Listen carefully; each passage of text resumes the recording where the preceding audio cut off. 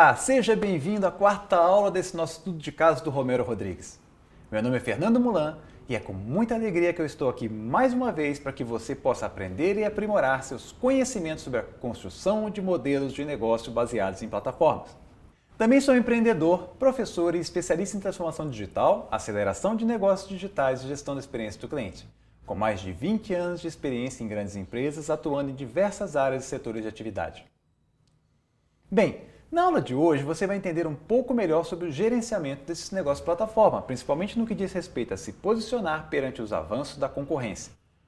Vamos analisar alguns aspectos essenciais como formas de participação de consumidores e parceiros, como construir um time especializado para gerir essas interações, quando e como integrar a concorrência ao modelo de negócio.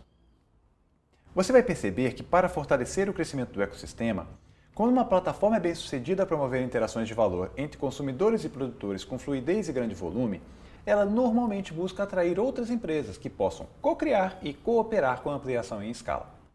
Então, bora ver como tudo isso funciona?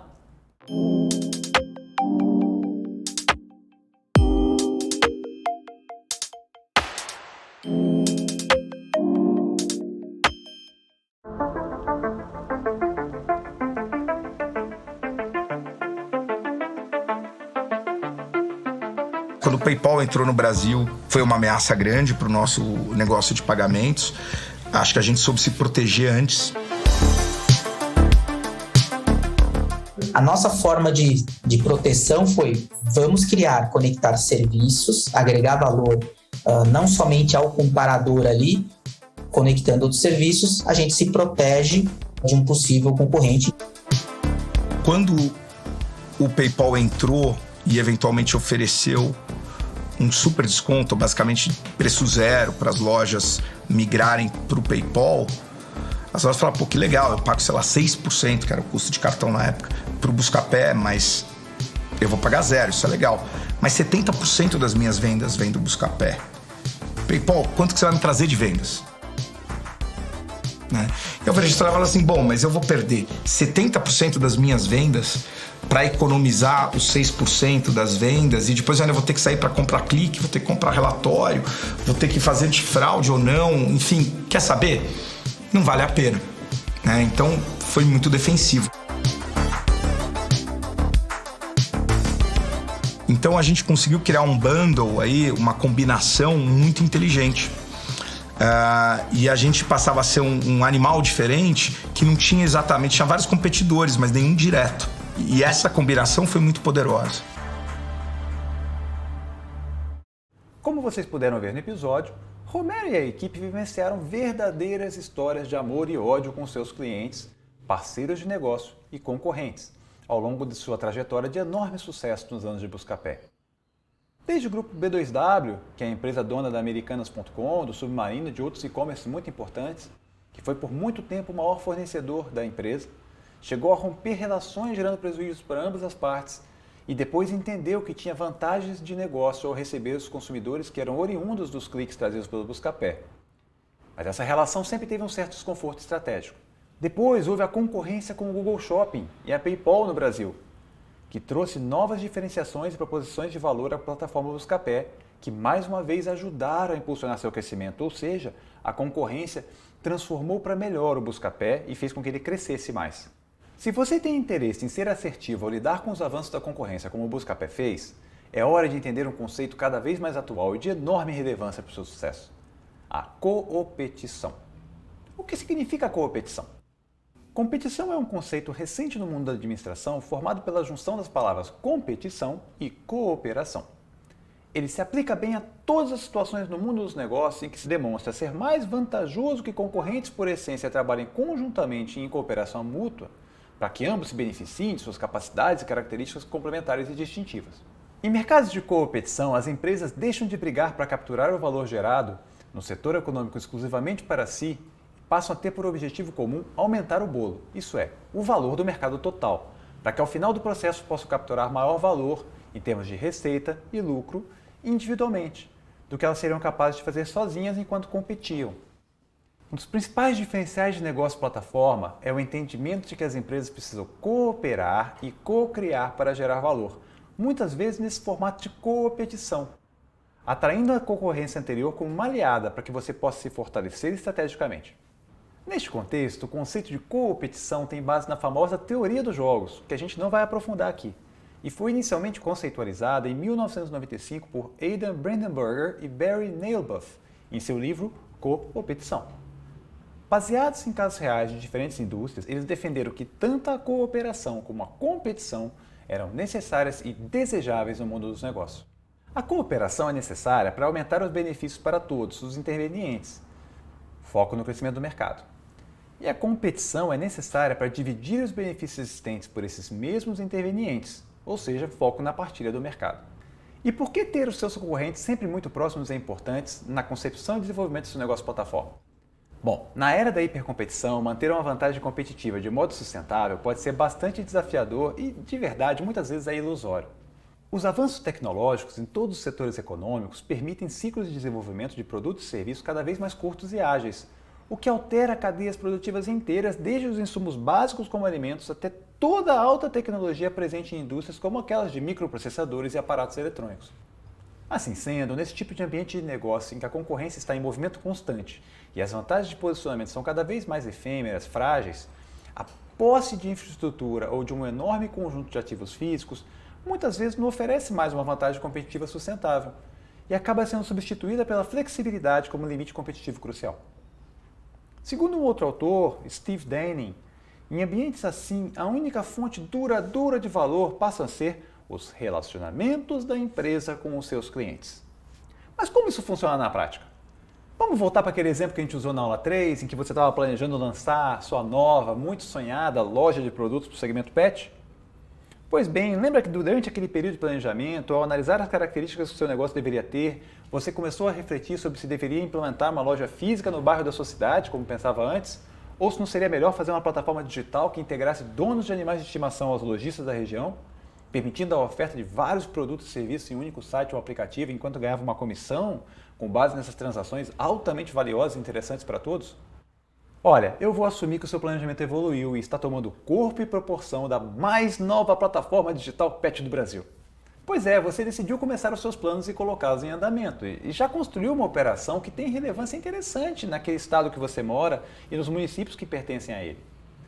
Por outro lado, nessas mesmas localidades, existe uma rede social de clínicas veterinárias que não comercializa ainda as rações ou os outros insumos de pet, mas que claramente poderia passar a fazer isso e que você vende na sua rede. E essa rede social de clínicas tem uma boa e leal audiência. O que seria melhor para o seu negócio plataforma? Competir contra essa outra plataforma ou competir? Trabalhando em parceria, buscando novos clientes e receitas em conjunto. Qual a sua opinião? Ou mesmo, se você estiver capitalizado, comprar ou se tornar sócio dessa rede. A depender do estágio de crescimento de sua plataforma, o movimento estratégico competitivo adequado poderá vir a representar a diferença entre a aceleração exponencial do seu negócio ou a sua irrelevância, ou ainda o completo desaparecimento. A gente já vai ver mais sobre isso, ok?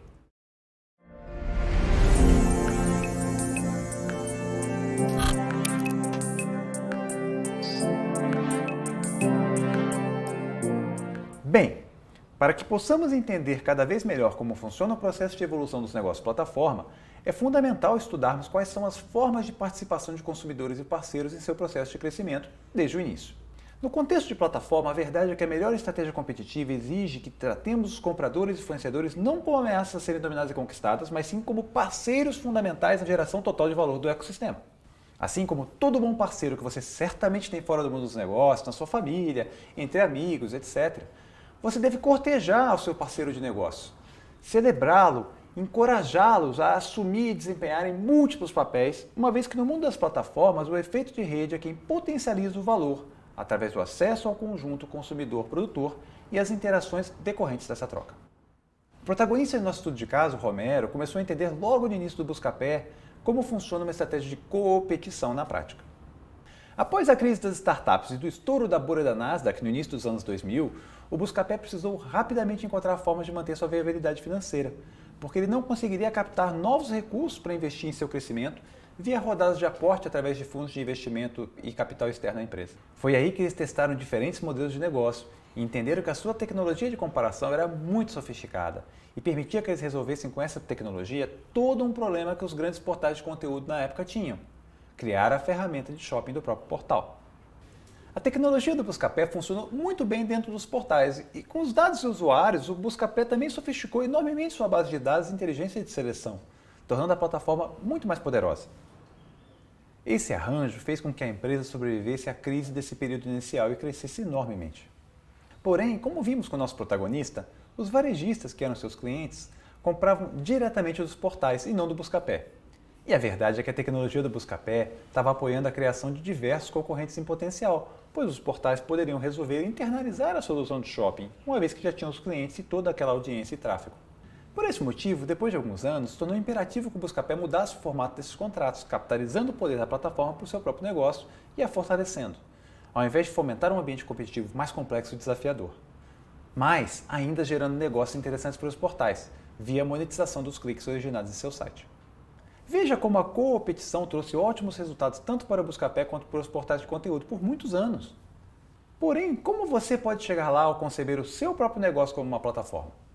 Uma forma útil de aprofundar este conhecimento é retornar à comparação entre modelos de negócio tradicionais e modelos plataforma, para que possamos, a partir dessas diferenças, encontrar oportunidades que poderão ser exploradas pelas plataformas. Segundo o autor David L. Rogers, famoso estudioso dos processos de transformação, algumas das mudanças em premissas estratégicas podem ser assim resumidas, conforme esse quadro que vocês estão vendo aí na tela. Tendo em vista essa radical mudança em relação ao papel de consumidores e parceiros em um negócio plataforma, reflita: quais seriam as melhores formas de garantir a participação destes consumidores e parceiros de uma maneira construtiva e competitiva ao desenvolver sua plataforma? Ainda segundo Rogers, em sua magistral obra Transformação Digital, que recomendo, é fundamental garantirmos alguns pontos sem os quais a plataforma não terá êxito, porque a participação de consumidores e fornecedores não gerará valor.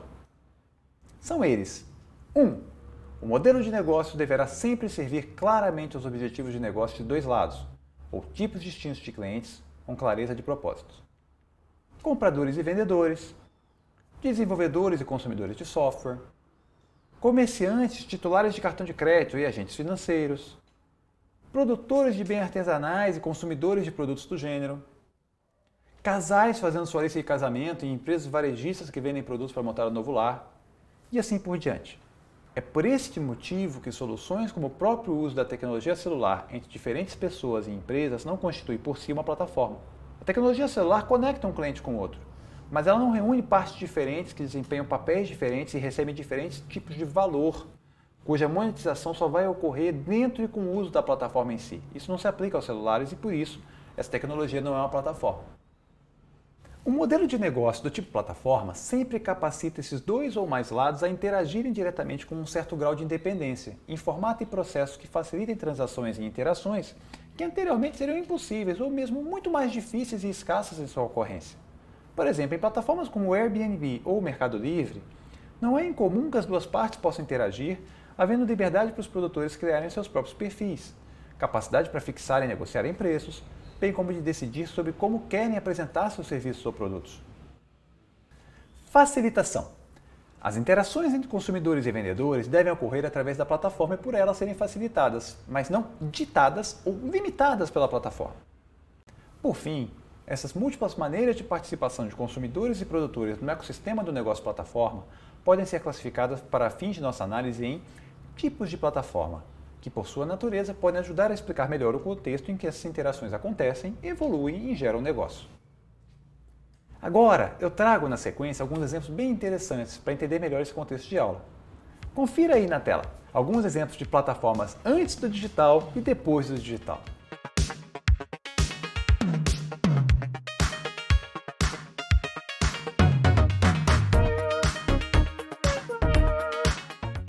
Bom, resumindo, os consumidores e parceiros podem e devem participar das múltiplas formas em nosso negócio plataforma. Mas é fundamental assegurar que ambos tenham vantagens comerciais e estratégicas na constituição deste ecossistema de negócios crescentes ao longo do tempo. Vamos ver na sequência da aula também a importância de se incorporar outras empresas, via aquisição ou associação, em sua plataforma, que resolvam novas dores manifestadas por seu cliente ou que tragam barreiras de saída importantes para o fenômeno chamado multi-homing. Já já abordaremos essa outra questão fundamental para o sucesso de sua plataforma. A gente montou o primeiro programa de Corporate Venture do Brasil sem saber que era um programa de Corporate Venture. O programa Sua Ideia Vale $1 Milhão, que tinha por objetivo avaliar startups dentro de um processo de qualificação, onde o vencedor recebia um cheque do Buscapé de R$300 mil e o Buscapé ficava com 30% da companhia, ali ainda no projeto inicial, o que dava um valor na companhia de R$1 milhão. A gente fez isso durante um ano, o programa rodou e tivemos centenas de inscrições, foram selecionadas algumas empresas, foi feito o investimento e esse projeto, esse programa ganhou uma visibilidade bacana. A gente teve investimentos incríveis. A gente investiu na Inloco, que hoje, recentemente, o Magazine Luiza comprou. A gente investiu no Hotmart, que está discutindo abrir ação em bolsa agora, entre outras companhias.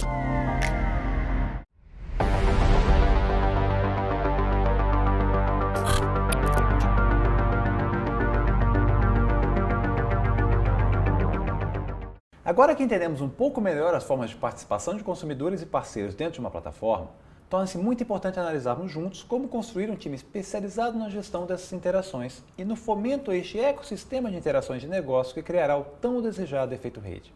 Como dizia um dos maiores especialistas em capacitação e desenvolvimento de competências gerenciais de liderança, Stephen Covey, sempre trate os colaboradores de sua equipe exatamente como você gostaria que eles tratassem os seus melhores clientes. O protagonista de nosso estudo de caso, Romero, procurou ir construindo e profissionalizando cada vez mais a equipe do Buscapé, em linha com as necessidades estratégicas de um negócio que crescia rapidamente. Ao longo deste processo, ele não somente percebeu que precisaria montar equipes talentosas para obter o máximo de geração de valor nas interações entre consumidores e fornecedores da empresa, mas também que deveria se aprimorar cada vez mais como gestor e líder para obter performances excepcionais e superiores no longo prazo. Porém, ao longo de sua trajetória profissional, essa se revelou como uma das maiores dores e desafios a serem superados por ele, Romero, como líder e presidente da empresa. Um ponto extremamente positivo do processo de decisão de compra de novas empresas pelo Buscapé foi o seu ponto de origem estratégico, a jornada do consumidor. Foi por entender no detalhe que a experiência Buscapé consistia basicamente em facilitar as decisões de consumo para seus usuários ao longo da jornada, conhecimento do produto ou serviço, geração de interesse de compra, pesquisa do produto ou serviço, decisão de compra e processo de shopping around, que é pesquisar em lojas físicas ou digitais, levando a informações sobre o preço e detalhes do modelo, decisão de compra, efetivação da compra, pós-venda e revenda, que empresas como Bom de Faro, Ibit, Lomadi e outras foram sendo incorporadas ao Buscapé. Essas incorporações ajudaram a aproximar a oferta de serviço da plataforma Buscapé ao plano original dos fundadores, que se baseava em 4 pilares estratégicos: melhores preços, fazer lojas de certificação de lojas, reviews/avaliações de produto e pagamentos, que viraram realidade com a plataforma Bcash. Porém, o rápido processo de expansão e crescimento não levou em consideração a necessidade de integração cultural e de propósito entre os diferentes membros das novas equipes adquiridas pelo Buscapé ao longo do tempo. E isso começou a gerar atritos e falhas nas interações do ecossistema. Conforme nosso protagonista comenta, as empresas e suas respectivas equipes ficavam em localizações diferentes, pouco integradas, e não houve um esforço coordenado de integração dos propósitos e valores do grupo ao novo contexto. Paradoxalmente, mais tarde, o próprio Buscapé veio a sofrer da mesma questão quando veio a fazer parte da Naspers. As pessoas se conheciam pouco e pareciam não fazer parte da mesma empresa. Ou seja, de um lado, o Buscapé crescia orgânica e inorganicamente, com novos clientes chegando todos os dias, e fazia a compra estratégica de diferentes empresas, concorrentes ou não, para agregar serviços e funcionalidades complementares à sua plataforma. De outro lado, havia cada vez menos união em termos de cultura, com potenciais riscos de rivalidades e atritos que poderiam comprometer os resultados de todo o grupo. É quase como se ao mesmo tempo em que a plataforma Buscapé se tornava mais integrada e robusta para o lado de fora, ela também se tornava mais fragmentada e frágil do lado de dentro. Isso também pode acontecer com você. Então, como evitar essa situação durante o desenvolvimento do seu negócio plataforma? Eu reuni algumas dicas importantes aqui. Primeira, jamais subestime as diferenças culturais, as necessidades de alinhamento de propósito e valores com empresas parceiras de sua plataforma ou recém-incorporadas e adquiridas.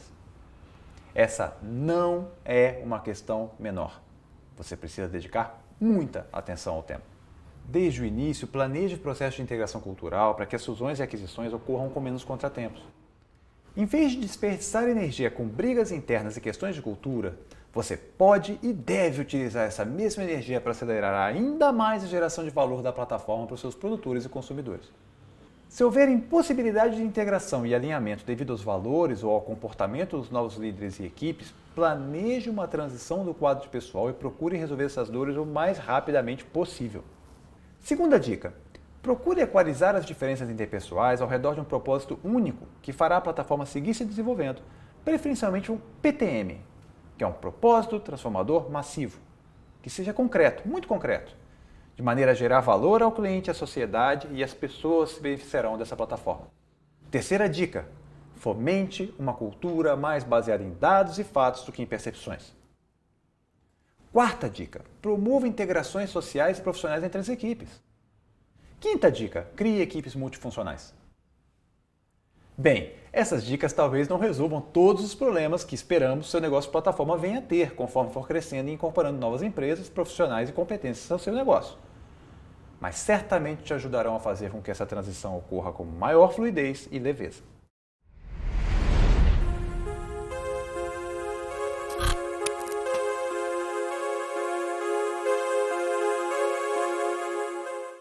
Você sabia que, assim como as empresas tradicionais, as plataformas podem competir fortemente também entre si? Ou seja, elas não atuam somente em um produtivo ambiente de competição, como vimos, mas muitas vezes competem de forma direta para serem aquela que capturará todo o valor gerado dentro de determinado setor econômico, que é o famoso efeito o vencedor leva tudo. Você diria que Uber e 99 são competidores ou concorrentes, por exemplo? Por outro lado, podemos afirmar que as formas de competição que ocorrem entre empresas tradicionais e negócios plataforma se dão de maneira muito diferente. Vamos ver mais detalhes sobre isso juntos? Você certamente já sabe, como aluno ou aluna dedicado ou dedicada que é, de outras aulas aqui no meusucesso.com, que as empresas tradicionais normalmente competem com base em atributos estratégicos associados aos benefícios que oferecem aos seus clientes, como, por exemplo, preço, localização, canais de distribuição e características do produto ou serviço. Mas e os negócios plataforma? Será que a competição ocorre da mesma maneira? A resposta é clara: não. As plataformas tendem a competir em 5 áreas de valor distintas, segundo também David Rogers. Observe aí na tela. Nós temos aí todas as áreas de valor para os usuários da plataforma, que são valor agregado pela rede, valor agregado pela plataforma, padrões abertos ou fechados, ferramentas de interação e facilitadores de confiança. Vale também mencionar mais um ponto importante nos processos de competição entre plataformas. Elas buscam acesso exclusivo a bens essenciais. Portanto, toda e qualquer plataforma sempre procurará desenvolver regras, práticas e protocolos que desestimulem o chamado multi-homing. Vamos detalhar um pouco mais o que significa essa palavra esquisita. Multi-homing acontece quando os usuários se envolvem em tipos semelhantes de interações em mais de uma plataforma. Por exemplo, se você for um empreendedor dono de uma pequena loja que vende artesanatos e estiver com a sua loja publicada na Amazon, no Mercado Livre, na Elo7, na Ame, na Magalu, qual dessas plataformas decidirá concentrar o maior volume de seus negócios? É desejável para a plataforma que hospeda os fornecedores de produtos e serviços estar exposta a tanta concorrência? No mundo ideal para as plataformas, todas as interações semelhantes deveriam ocorrer somente em suas propriedades, o que maximizaria seus efeitos de rede. Quando você entende em detalhes como a concorrência poderá competir com a sua plataforma na geração de valor para produtores e consumidores, também fica mais fácil definir em que condições e momento integrar, ou não, a concorrência ao nosso modelo de negócio. No universo das plataformas, faz sentido pensar em integrar um concorrente ao nosso modelo de negócio, comprando ou estabelecendo uma parceria estratégica entre as partes, somente se esse concorrente criar valor para uma base de usuários que se sobrepuser significativamente a uma comunidade a qual a nossa plataforma já esteja servindo. Ou, se por outro lado, existir uma complementariedade muito evidente entre a geração de valor oferecido aos participantes por ambas as plataformas ao longo da jornada do consumidor. Mas é importante deixar claro que muitas vezes poderá fazer mais sentido nutrir parcerias estratégicas ao invés de buscar fusões e aquisições, ou mesmo envelopar concorrentes enquanto se aperfeiçoa o próprio design de sua plataforma. Vamos lembrar o que ocorreu no caso do Buscapé? Como a empresa estava sempre sintonizada com os movimentos de mercado em países mais avançados em seu processo de digitalização, como os Estados Unidos, conseguiu antecipar a chegada de 2 concorrentes de enorme impacto potencial em seu negócio, o Google Shopping e a PayPal. No caso do Google, sabendo que a plataforma era global e possuía desenvolvimento em escala para vários países, o Buscapé alavancou o seu profundo conhecimento do consumidor brasileiro e passou a disponibilizar resultados de busca que incluíam também o preço total do produto para o consumidor, incluindo os custos de frete.